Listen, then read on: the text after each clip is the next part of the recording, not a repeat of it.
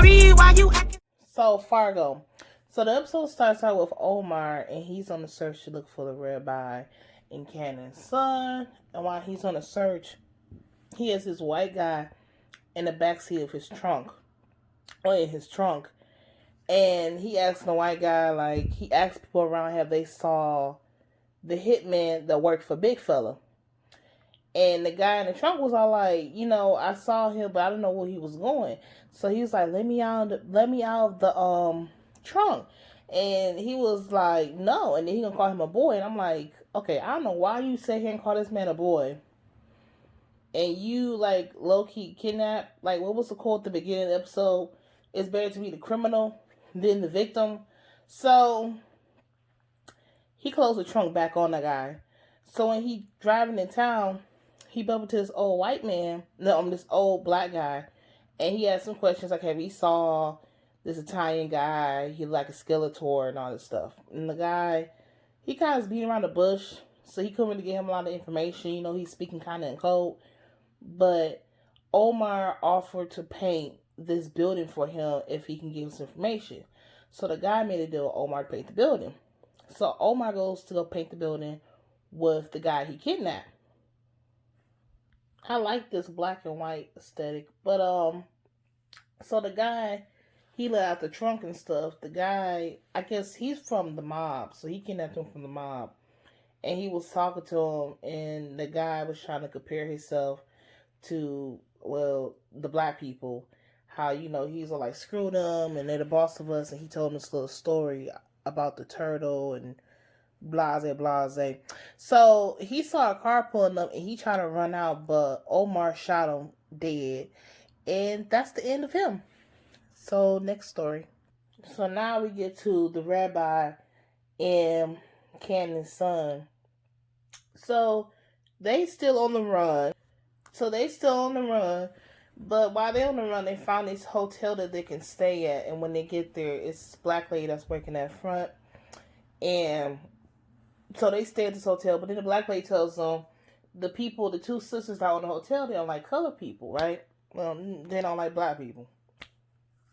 So the rabbi just gets Cannon's son, was like, okay, I guess we can find somewhere else to live. She said, I didn't say we didn't have a room. It's like, girl, I don't know how they don't like black people. You work here. Shit, well, they colorblind?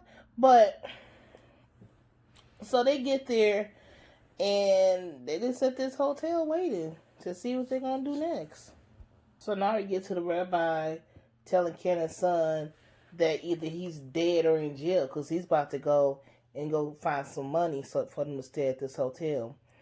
And I just kind of feel bad for Cannon's son, because it's like his father put him in this position, and now he's like on the run with the damn Irish guy, and it's like, it's still in a way not dawning on him like this is war, because he's a kid. But this is what happened when your parents put you in the grown folks business, because this is just too much. So while we go back and talk about how Cannon's a horrible father, let's play my commercial. Okay, so I hope y'all enjoy my commercial. So back to Fargo. So now we going back to Cannon's son. So Cannon's son is at the hotel room by himself. He hears some weird, strange sounds in his room, and it's coming from the closet in the hotel room. When he opened up the closet, a dog comes out. So when the dog comes out, because he was scared, he started playing with the little dog, and the dog name was Rabbit, because the dog had a name tag. And when he opened the door, because he thought he heard some sounds, the dog ran out the door. So when the dog ran out the door, it ran down the stairs. So then Cannon's son was chasing the dog down the stairs. So I'm just thinking to myself, like, you better get yourself back in. I'm like, you better get yourself back in the hotel room. I would not want to be wandering around that weird ass hotel with them weird ass people. Besides, and you in Kansas, and these people racist and shit. And you a little kid. I would have let the dog just ran out the room and close the door. Be perfectly honest. So now he's downstairs talking to these weird white guys. And now the rabbi gets home, and he tells Cannon's son, like, didn't I tell you to stay in the room? And he's like, well, I saw I'm out here, I'm talking to this dog or something like that. And he's like, who dog is that? He said, my dog. He looking at him like, didn't I tell your ass stay in the room?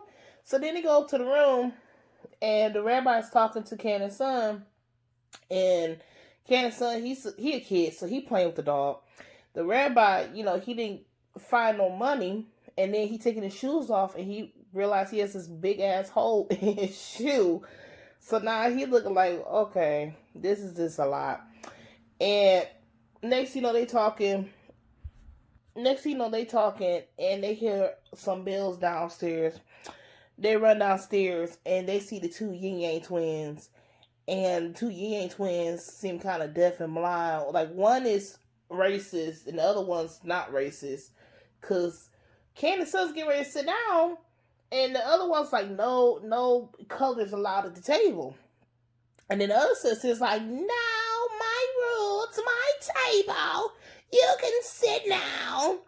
So I was just cracking. I'm like, look at the Yin Yang twins. And one of the guys' names at this dinner table, his name was Roanoke, Pastor Roanoke. I'm like, that had me think about American Horse. Like, your name is Roanoke. Oh, hell no. You can't sit next to me. So they sitting at this dinner table, and the rabbi said his name, because they always introducing themselves. He going to say his name is Duffy, and that he's a marshal, and that Cannon's son is his sidekick or something like that.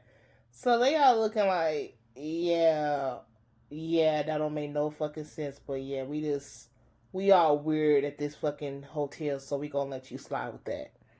So while they're at this dinner table, one of the guys start talking about Goldilocks and how in the story that it's no ending to the story, because it's like, even though the bears got justice and kicked Goldie out the house, the girl was still kind of low-key homeless, cold. Like, she still had nowhere to go. She still was an outcast. She didn't have no warm bed or no warm soup to go eat. It's still kind of like a gypsy. Like, it's nowhere that was home. So, kind of, when they telling that story and talking about it, the rabbi, he start thinking about that. And Candace's son, they start, like, kind of looking at each other like, damn, we Goldilocks. Like, we are the outcasts. We are the forgotten ones. Our life is just not what it's meant to be. And I think that's why they bond, and I think that's why Rabbi gravitated to Cannon's son, because his childhood was horrible. He was an outcast amongst the Italians. He's an outcast amongst everybody in Kansas. And his son is outcast, A, because he's black, and B, because his father traded him for some fucking power. So it just really kind of dawned on them that they are the Goldilocks in this story. Now the rabbi and Cannon's son leave the hotel with the dog and stuff. And while he's driving, he sees a sign that says, the future holds, and it has blank. So it's like, what did the future hold, Rona? But he's talking to the guy that made a sign like, you putting that sign up, and it's like, what did the future hold? You get people false hope or whatever, and I think the reason why this episode's black and white, because it's like the rabbi is in between with his past and with his present. Because at this point, he can't really see a future for himself, because he's on the run, and he lost that hope when he killed his father. So now it's like, I guess this episode is a reflection of how the rabbi feels inside. So the rabbi ends up going back to that store that he went to earlier in the episode the store that used to be his father's club, because he went back to that store because it was money stashed behind the walls. But when the two brothers bought that pub, I guess they found the money and they put it in the safe in their business, because they're like, hey, finders, loser, weepers, whatever. And so the rabbi came back, and he heard him talking, and he put a gun up, and he's like, show me the money, because you know what the money's at. So they get him the money, and when he gets it, it's like one stack of dollars, and he's like, it was $5,000 in here.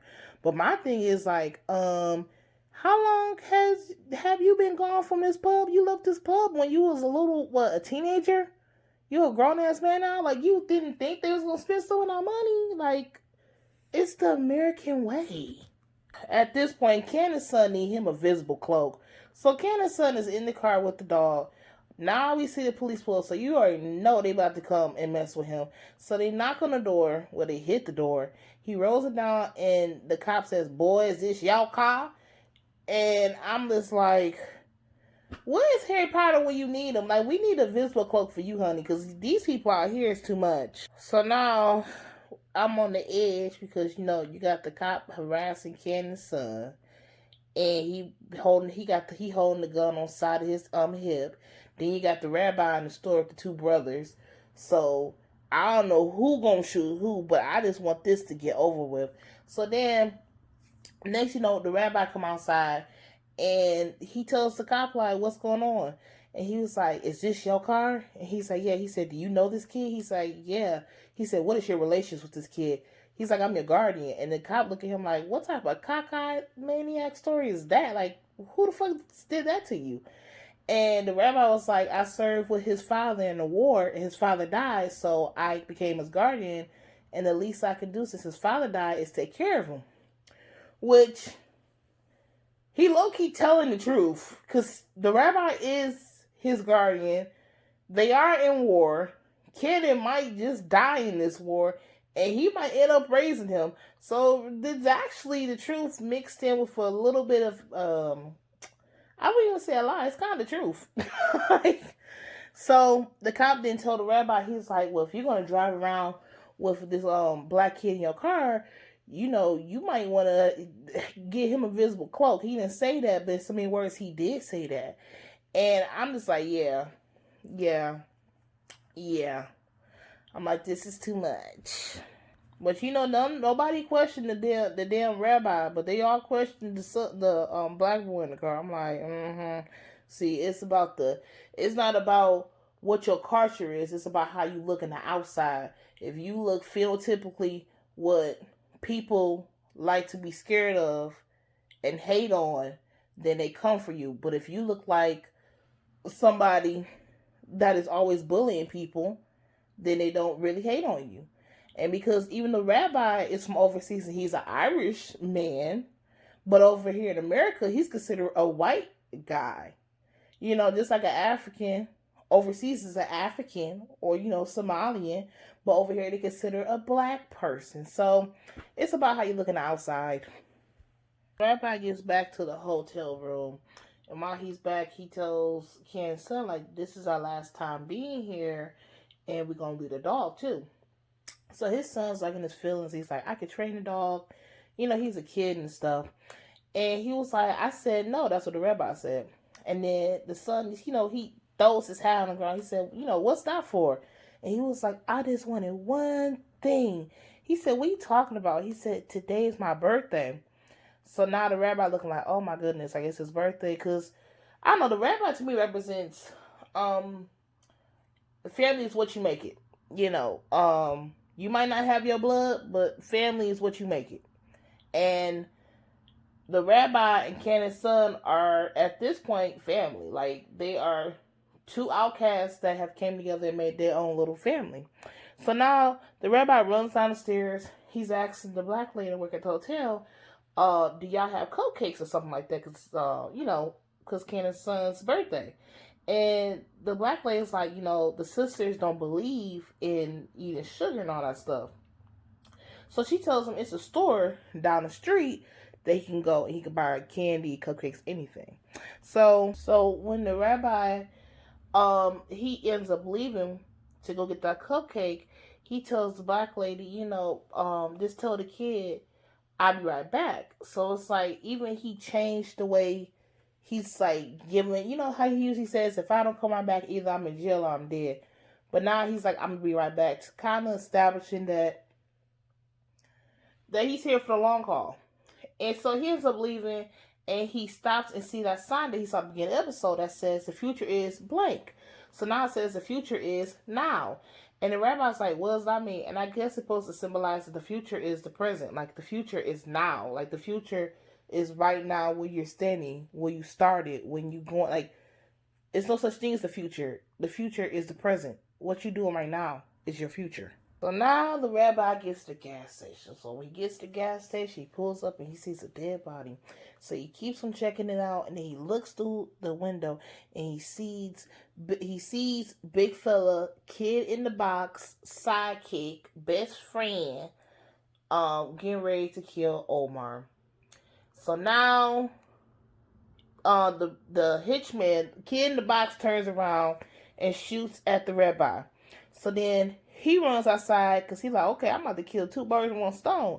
So he runs outside. He's getting ready to shoot at the rabbi, and while he's getting ready to shoot at him, Omar comes and he shoots at him. So then he shoots him like in the shoulder, and the kid in the box turns around and shoots Omar. Like he kills Omar. And then now, only thing the kid in the box is left to kill is the rabbi, which is the past. So it's like seeing kid in the box, Omar, and the rabbi. It's like the rabbi was the present. No, the rabbi was the past. Omar was the future, and the kid in the box, big fella's best friend, is the present, like now. So it's like three timelines, three time travelers fighting each other. But then in the midst of him getting ready to go kill the rabbi, kid in the box, a tornado comes, honey. The tornado comes and it starts eating them up like they are a part of the Wizard of Oz. It's no place like home. At this point, Lloyd wakes up from his nap and he realized the rabbi has not came back. So now he comes out his room. Everybody acting weird, and he's walking past this one room and he sees this guy getting some bandages and some stitches that put on his body. But the guy that he's kind of talking to, this old man, he kind of favors or looks like the rabbi's father, the Irish guy's father. So I just thought that was kind of weird. So after that, and talking to him, Lloyd's son went back in the room. So when he went back in the room, he closed the door and locked it. And he gets the gun out. And he's just, sitting there on the bed with the dog with the gun. Like, because, like the Irish guy told him, if I don't ever come back, either I'm dead or I'm in jail. So now at this point, Lloyd's son is kind of like Goldilocks. He's the lone shark that has no home, no family. He's the outcast, and he's in this very racist town, and he's by himself. Lloyd, son, is walking down the street, and when he's walking down the street, he sees a poster that early in the episode, the Irish guy, he drove past and saw the poster, and it said, "The future is now." So now Lloyd's son's looking at that poster like the future is now, which is the future is your present, which is what's going on right now in your present. And right now in his present, he is alone.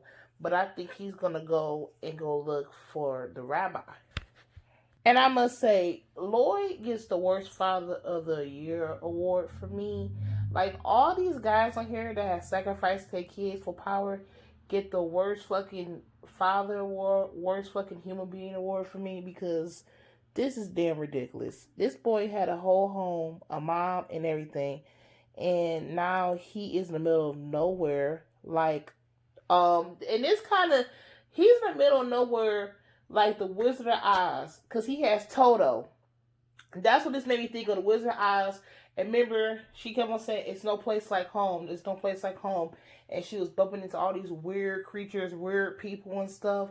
And so he's kind of like the lady from Wizard of Oz. And he has his Toto. And it's like, to him, it's never going to be no place like home. Because he's going to always feel like an outcast without his home.